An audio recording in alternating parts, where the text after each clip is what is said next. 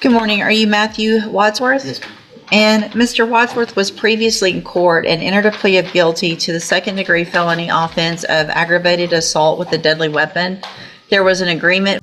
Right, here's your first major legal twist: aggravated assault with a deadly weapon, a second-degree felony. That's heavy. And notice the judge mentions a cap of 8 years? That means the lawyers negotiated a plea deal that limits her sentencing power. But trust me, just because there's a cap doesn't mean the judge is feeling generous. For a cap of 8 years in prison. I've received the pre-sentence report. Has everyone had an opportunity to review that report? We have, Your Honor. Yes, sir. Are there any additions or corrections? No, Your Honor. Not from this one. All right, Mr. Rojas, you may proceed. Yeah, Judge, it's the cap of 8, the agreement, I think it's a cap of 8, and just based on the criminal history alone and the PSI, it looks like It looks like you did a very good job of getting that agreement. that's kind of what, not that I did a good job, but I think that may be doing a favor to Mr. Watt. Did you catch that? That was judge speak for "you're lucky to even have this deal." When a judge compliments a lawyer on a plea negotiation, it usually means the defendant barely dodged something far worse.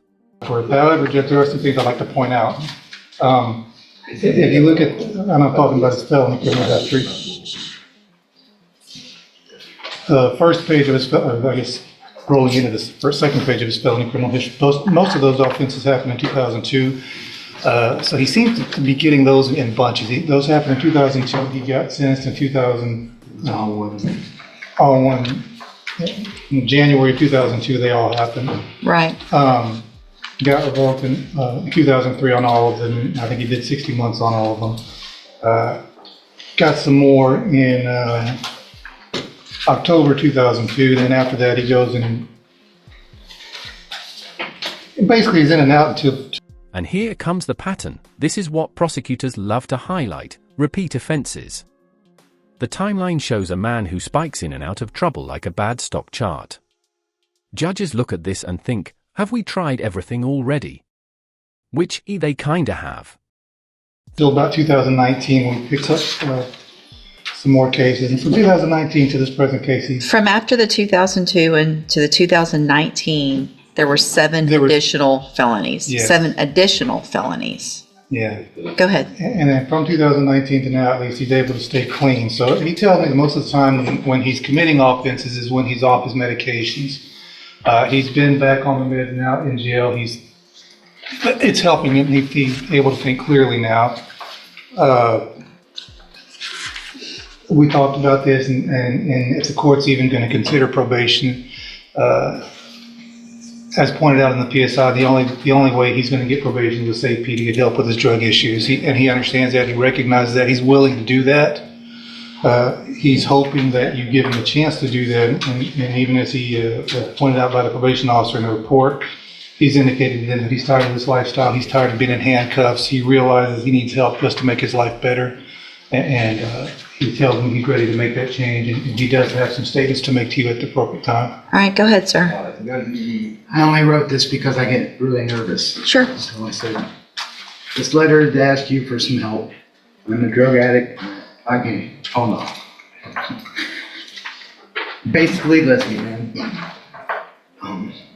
I was a bad kid until I was ADD poster child. Now the tone shifts.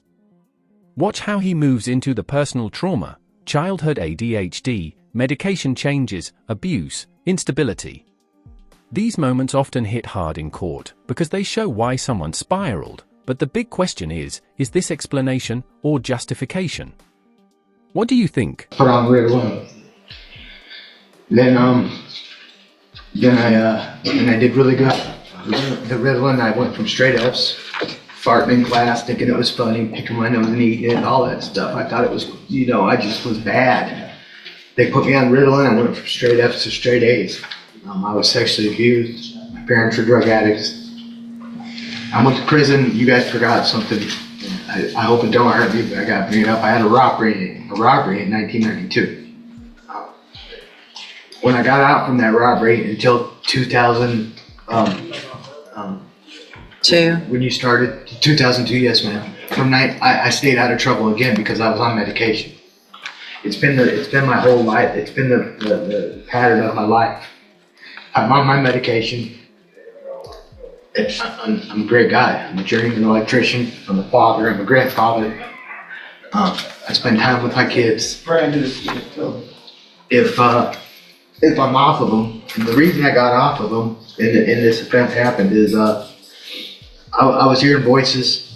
I thought my roommate was holding my girlfriend hostage. It says I hit him with a bat, but it was my walking cane. It wasn't a bat. And I did hit him, and I felt horrible because I found what was going on in my head. Our house burned down, dogs died, and I just kind of went crazy. But I did stop. I did tell in 19. I said, I'm tired of this, and I'm gonna stay on my medications. When the house burned down, all my medications went with it, my truck, my tools and everything, and I was just barely making it. And I honestly thought my roommate was holding my girlfriend against her will and hostage. When we started fighting, I was losing, and I said, if you do give me the chance,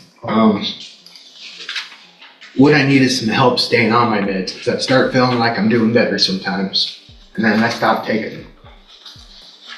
When I stop taking them, I hear voices, and I can't tell if it's mine or if it's somebody else, or I can't tell. But Mr. This is the judge's nightmare scenario: untreated mental illness plus violent hallucinations. Courts struggle with these cases. Do you give probation and trust the meds? Or do you protect the public from unpredictable behavior? No easy answer here. Wadsworth, here's the thing. Yes, ma'am. And I appreciate what you're saying, and I feel like you are sincere in what you're saying. Okay. The problem is you're 51 now, 52? 51. 51. Fixing to be 52. And you know you've had these issues. Yes, ma'am. You've been given opportunities, and you know I need to be on my meds. And even if I give you a probation, it's only for so long. At some point, you have to stay on your own meds, and you can't require someone else to force you to do that and take a chance with society and the community of you hurting someone else. I'm not sure, but I honestly think that you have the worst criminal history I've seen. I even said that to Mr. Rojas. I said, this is You have 19 misdemeanor convictions. You have 20 others that were either filed, dismissed because of pleas on the other cases. So technically about 39 misdemeanors. 21 felony convictions. 21. I know, wow, right? I'm not. You still have one pending in Indiana. And out of and in addition to the 21 and the one pending, you have 16 others that were dismissed because of plea agreements, and things like that. So that's 38 felonies. The last, and I get a lot of this was from '02, and a lot of it was in the same big scenario. 19 of them was in one. But it didn't stop then. You were put back on probation in 2017. So not that long ago, given a probation, it was revoked. So you were given an opportunity. Mr. Smith? I've completely stayed out of trouble since then, though. Not one single incident. Well, you had 2017 an unauthorized use of a vehicle, felony. 2018 an obstruction of justice in Pike County. Yes, ma'am. 2019 an escape. That's the one that's pending. Hold on. Oh, I'm sorry. And then another later in 2019, maintaining a common nuisance of a controlled substance or something like that in Indiana. So the last thing is 2019, which is, in the big scheme of things at your age, not that long ago. I know, I understand. Mr. Smith? Judge, I would point you to his account of probation where he said the part about the baseball bat is not true. A dresser fell on top of it. I saw that. he's still not accepting responsibility. I hit him with the cane. Hold on, don't I'm speak sorry. over. I let you talk, so don't talk over anyone else, please. I believe probation is absolutely right, that jail time and probation has not been a deterrent for him. He's not made probation. We would ask for the 8 years TDC. Mr. Wadsworth, again, like I stated before, to Mr. Rojas, the fact that he was able to negotiate for you a cap of 8 years on a second-degree felony with your criminal history, there's part of me today that was considering not even accepting this plea agreement.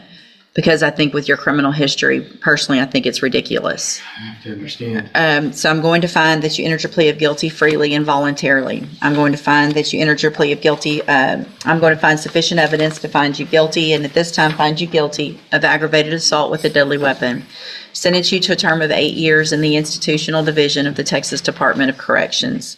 There will be an affirmative finding of a deadly weapon.